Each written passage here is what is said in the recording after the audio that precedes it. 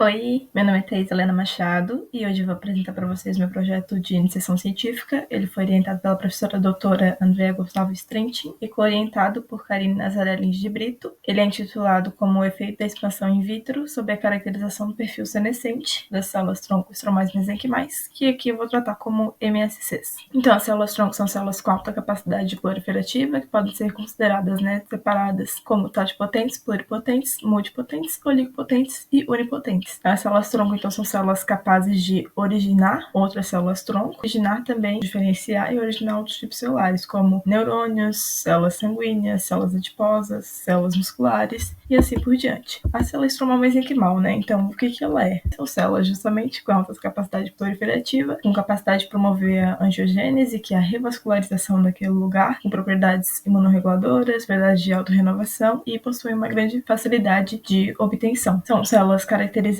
por seu formato fusiforme e são caracterizadas também pela capacidade de aderência ao plástico. As células estromais mesenquimais, as MSCs, elas são encontradas em diferentes tecidos, diferentes fontes, Um exemplo deles são os axônios embrionários, a medula óssea, a pele ou o próprio tecido adiposo, que vão ser as células que a gente vai tratar nesse trabalho. As MSCs, elas estão amplamente distribuídas em diferentes tecidos, mas elas são encontradas em pequenas quantidades. E é justamente isso que interfere na aplicação terapêutica dessas células, uma vez que, como elas são encontradas em pequenas quantidades, é necessário, então, um processo de expansão in vitro dessas células para a gente aumentar o pool e ter uma maior quantidade visando a aplicação. Só que o processo de expansão, para a gente ter uma grande quantidade, ele acarreta danos nas células, e acabam levando a célula à senescência. A senescência é esse processo de envelhecimento celular. E quando a célula entra em senescência, a gente tem uma parada do ciclo celular justamente para tentar evitar esses danos. Um exemplo desses danos, que a gente tem no nosso organismo, no nosso corpo, é o próprio câncer, a forma de evitar. Portanto, o objetivo geral do trabalho é analisar o perfil senescente das células-tronco mesenquimais derivadas do tecido adiposo in vitro. Como primeiro objetivo específico, a gente tem o isolamento e a caracterização das células estromais mesenquimais. O isolamento ele foi feito, então, a partir de células do tecido adiposo.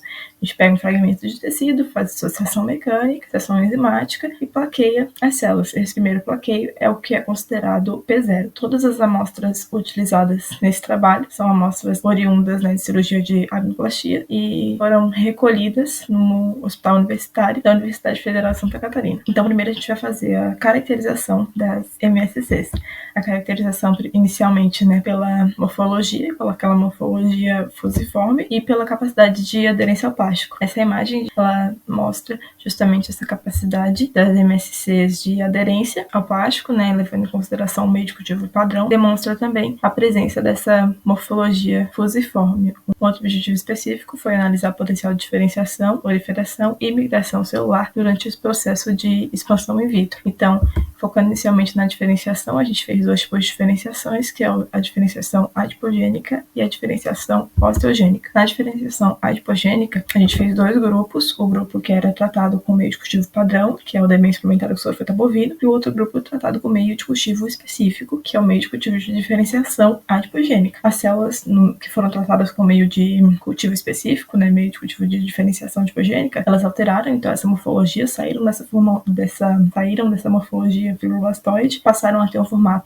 mais arredondado, apresentado no interior das células, que no caso da foto está curado em vermelho as gotículas lipídicas. Já na diferenciação osteogênica, a gente tem essa mesma divisão entre dois grupos, só que agora, ao invés de usar um meio específico adipogênico, a gente vai usar um meio específico para diferenciação osteogênica, em que a gente vê na segunda foto, a foto B, a diferenciação da célula sendo evidenciada pela presença da matriz extracelular. Para finalizar, então, essa parte de caracterização, foi feita a citometria para analisar os marcadores de superfície, tanto os mesenquimais quanto os hematopoéticos. Então, a gente analisa justamente a presença dos marcadores mesenquimais e a ausência dos marcadores hematopoéticos, os mesenquimais sendo, respectivamente, o CD73, CD90 e CD105, e a ausência dos hematopoéticos, que são o CD34 e o CD45. As células são incubadas com esses marcadores e a citometria analisa a presença ou a ausência de ambos. Na figura A, a gente encontra essa marcação positiva para os marcadores mesenquimais, e na figura B, a marcação negativa para o 34 e para o 45, que são os hematopoéticos, incluindo o branco. A partir disso, a gente fez ensaio de proliferação e de migração celular. No ensaio de proliferação, a gente faz o cultivo em 24, 48, 72, 96, 120 horas, respectivamente, e a gente vê o quanto que a população aumenta no decurso dessas horas. Aqui na curva de proliferação, a gente tem no eixo Y a quantidade de células e no eixo X o tempo de cultivo. Então é 24, 48, 72, 96 e 120 horas. Foi feito em triplicado esse ensaio, assim como todos os outros. Então, como as células cultivadas nos ensaios, né, são células em P4, o esperado seria que fosse uma curva de crescimento exponencial. E, de fato, as células apresentaram um bom potencial até 96 horas. Só que todas elas decaíram no tempo de 120 horas. Essa redução, ela pode estar associada ao fato que a gente tenha muitas células dentro do poço, e aí, por falta de espaço, elas acabam competindo entre si e acabam inibindo uma o crescimento da outra, né? Em contrapartida, o paciente 4 ele teve uma queda abrupta que não foi observada nos outros pacientes, né? Na cultura com 72 horas de cultivo. Essa queda abrupta, ela pode estar relacionada tanto a características intrínsecas do próprio paciente, quanto a características de cultivo. Outra capacidade que as MSCs têm é a capacidade de formar colônias. Nessa imagem, a gente tem uma foto do ensaio, que a gente consegue observar essa propriedade de migração das células. Elas se agruparam, tendo um espaçamento maior entre uma colônia e outra. Outro ensaio de migração celular, que é o ensaio de fechamento de ferida, em que as células foram plaqueadas, né, em P4, espera 5 dias para aquele poço entrar em confluência, e a gente trata as células com mitomicina. As células são tratadas com mitomicina para garantir que esse processo de fechamento, ele não é oriundo de novas divisões celulares, mas que sim, ele é justamente por conta desse processo de migração. Então, a monocamada, ela foi lesionada e foi avaliada em 0 horas, 12 horas, 24 e 48 horas, respectivamente. Em 0 horas, a gente tem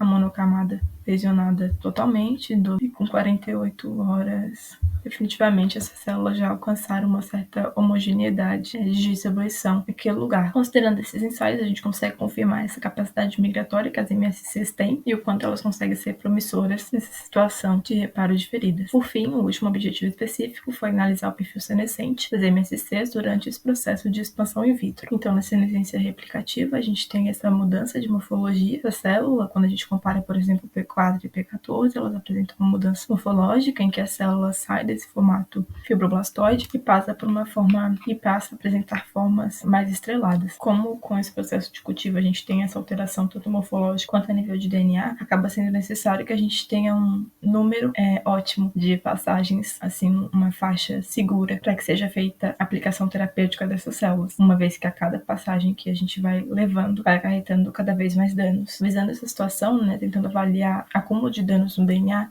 a gente fez um ensaio de γH2AX. Esse ensaio ele investiga a presença da histona γH2AX, que é um marcador conhecido de DNA, né? Então, na primeira foto a gente tem o DAP, na segunda foto a gente tem a presença dessa marcação com γH2AX, onde esses pontinhos mais claros no núcleo da célula são justamente os locais em que a gente tem os danos celulares, e a terceira foto é a sobreposição das duas. Os dados eles demonstram que 23% das células derivadas de células de pouso elas foram positivas, né, para o ensaio de γH2AX, que é um indício de senescência celular, apesar dessas células estarem em passagem baixa. A presença positiva desse marcador ele é, de fato, um marcador de senescência celular, mas ele não pode ser o único a ser avaliado, ele não pode ser avaliado sozinho. Nesse sentido, um outro ensaio que a gente fez de avaliação de senescência foi um ensaio para beta-galactosidase, onde as células senescentes, né, elas apresentam a atividade da beta-galactosidase ácida e ficam marcadas com uma coloração mais azulzinha, apontada na figura pela seta vermelha. Nesse trabalho, a gente obteve poucas células que foram positivas para beta-gal, o que era esperado, né, levando em consideração a baixa passagem dessas células, mas vale salientar que nem sempre é possível observar a atividade da beta-galactosidase em células senescentes, uma vez que o processo de senescência ele envolve inúmeras alterações celulares. Sendo assim, um único marcador ele não é o suficiente para determinar quando uma célula é senescente ou não. Ou seja, para a gente ter uma melhor elucidação assim, relacionada ao perfil senescente das MSCs, seriam necessários outros tipos de análise, como por exemplo de moléculas reguladoras do ciclo celular, como a P21 e P53, e análises teloméricas, né? A gente já coletou amostras para esse tipo de análise e essas análises elas vão ser feitas posteriormente. Por fim, né, com a conclusão do trabalho, a gente observou que o processo de senescência acontecendo, mesmo que em passagens baixas, e que os diferentes métodos de avaliação de senescência precisam ser utilizados em conjunto, uma vez que não são específicos, sendo assim necessárias outras análises para garantir que a aplicação terapêutica seja de fato segura e bem-sucedida, para tentar reverter ou retardar esse processo senescente das MSCs. Por fim, eu agradeço à Universidade Federal de Santa Catarina, ao LaCerte, Laboratório de Células Tronco e Regeneração Tecidual, e ao CNPq e à CAPES pelo financiamento da minha pesquisa. Muito obrigada.